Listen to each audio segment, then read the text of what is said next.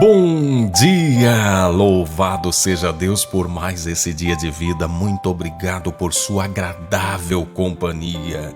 Deixa eu te fazer uma pergunta. Quem é Jesus na sua vida? Quem é Jesus na sua vida? Eu sei que você pode estar passando por momentos de dificuldade, ou quem sabe momentos de comemoração, mas você já se fez essa pergunta? O que Jesus representa na tua vida? É sobre isso que nós vamos falar na palavra de hoje. Mas antes, deixa eu te pedir um grande favor. Já aperta aí o like, dá o seu joinha, inscreva-se no canal, ativa o sininho para receber as notificações, deixa o seu comentário, é muito importante. E compartilha o link dessa palavra, esparrama essa palavra por toda a internet e que Deus seja glorificado por meio disso, tá bom? Hoje é sexta-feira, dia 3 de maio de 2019.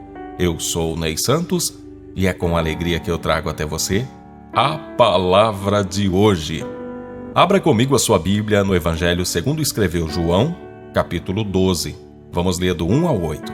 6 dias antes da Páscoa, Jesus chegou a Betânia, onde vivia Lázaro, a quem ressuscitara dos mortos. Ali prepararam um jantar para Jesus. Marta servia, enquanto Lázaro estava à mesa com ele. Então Maria pegou um frasco de nardo puro, que era um perfume caro, derramou-o sobre os pés de Jesus e os enxugou com os seus cabelos. E a casa encheu-se com a fragrância do perfume.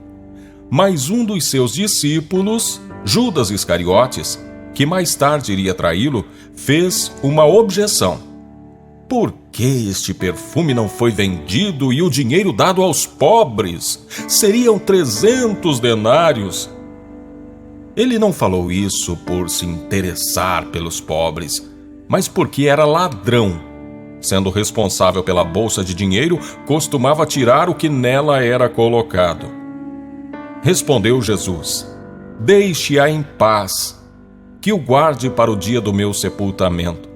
Pois os pobres vocês sempre terão consigo, mas a mim vocês nem sempre terão. É interessante que algumas palavras nos dias de hoje, elas acabam perdendo o sentido na nossa boca, às vezes na nossa forma de falar. Muitas palavras, elas não têm o peso que deveriam ter, porque ao longo do tempo elas foram perdendo o sentido. A gente às vezes é um pouco exagerado na forma de falar, não é? Muitas vezes você olha para alguma coisa que não custa muito e você diz: nossa, como tá caro isso. Às vezes não é caro, é a gente aqui que quer pagar barato e a gente fala que tá caro para ver se ganha um desconto. Mas a Bíblia, quando fala, ela não fala com exageros. A Bíblia fala aquilo que é real. De fato, o perfume que Maria derramou aos pés de Jesus era muito caro mesmo. Os historiadores, eles chegam a dizer que esse tipo de perfume não era comprado pelos pobres em frascos, como compravam os ricos, os nobres. Mas as pessoas mais humildes, elas compravam esses perfumes por gotas. Era comprado a conta gotas. E há situações onde uma jovem, uma donzela, comprava gota por gota e guardava para o dia do seu casamento, para que então ela pudesse se perfumar para a sua noite de núpcias. Então, assim como nós temos algumas mulheres, algumas jovens, algumas meninas que fazem o seu enxoval, coisa que também está perdendo um pouco o costume, a tradição, está se perdendo também a tradição de se fazer o enxoval para se casar, Mas eu me lembro que quando eu era jovem, adolescente, a maioria das meninas, com 11, 12 anos, já começavam a preparar o seu enxoval para quando se casar, ter lá toda a roupa de cama, mesa e banho. Então, nessa época, as jovens, elas compravam as gotas dos perfumes e iam guardando até que chegava o dia de contrair núpcias, para então usá-lo no momento especial, porque era muito caro. Para se ter ideia, a Bíblia diz que o valor desse perfume, conforme disse Judas, chegava a 300 denários. O que é um denário? Um denário é um dia de serviço. Então, era como se fosse 300 dias de serviço, era quase um ano de trabalho Imagine você trabalhar um ano inteiro quase para comprar um perfume e lançá-lo depois aos pés de uma pessoa.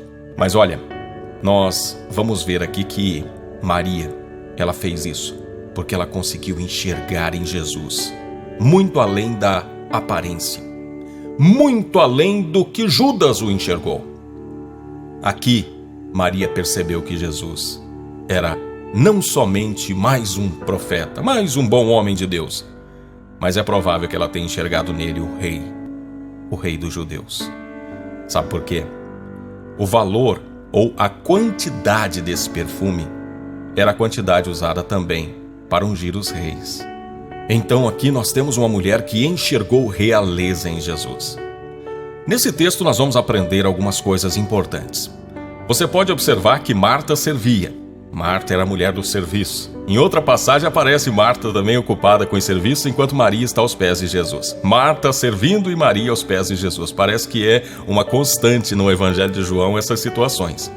E aqui eu não quero desprezar a pessoa que trabalha, e supervalorizar aquela que adora, aquela que está aos pés de Jesus. Mas é fato que na vida cristã nós precisamos das duas coisas.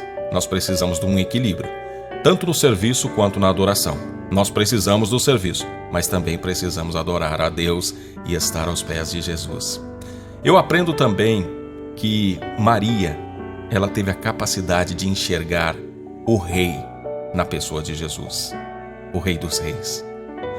E mais do que isso, ela tornou Jesus uma prioridade em sua vida. Por quê? Porque, como eu disse, talvez aquele perfume comprado a gotas ela estivesse guardando para o grande dia da sua vida em que, quem sabe, ela pudesse contrair núpcias, ela pudesse se casar. Mas quando ela está diante de Jesus, todos os seus planos, os seus sonhos, os seus projetos deixam de ser importantes diante da pessoa de Jesus. Não é que a gente tem que desprezar os nossos sonhos, planos e projetos, mas a gente precisa colocar Jesus em primeiro lugar. Primeiro eu preciso estar com Jesus. Sabe por quê? Porque daí todos os outros planos, projetos e sonhos vão fazer sentido e vão ter um sabor especial.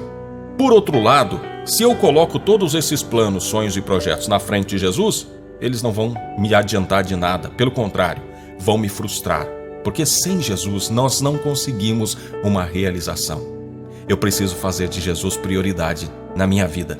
Talvez alguém diz assim, mas graças a Deus que eu tenho Jesus como prioridade na minha vida. Deixa eu te perguntar uma coisa. Quanto tempo você gasta na presença de Jesus?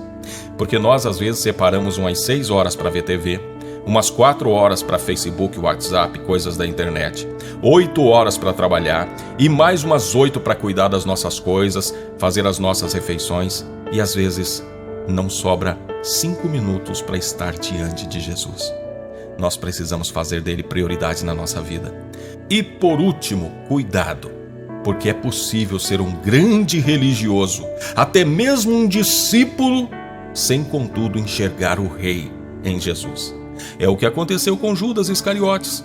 Ele andou com Jesus, foi discípulo de Jesus, mas não enxergou a realeza, a nobreza de Jesus. Portanto, o traiu. Portanto, estava dizendo para vender aquele perfume e dar aos pobres, porque ele não enxergou em Jesus aquele que era infinitamente mais importante do que qualquer outra coisa nessa vida. Então, cuidado, porque senão a gente se torna um grande religioso e às vezes até está andando ali na caminhada cristã, sem contudo atribuir a Jesus o valor que lhe é devido. E para isso nós vamos orar, porque só com a ajuda do Espírito Santo de Deus é que nós conseguimos nos relacionar de forma verdadeira com Jesus. Querido Deus poderoso, Pai de bondade, de graça e misericórdia, nós rogamos a Ti, ajuda-nos a ser como Maria, que aos pés de Jesus lançou todos os seus sonhos, planos, projetos. Ela derramou sobre Jesus o que tinha de valor. Ela colocou diante de Jesus todos os seus bens.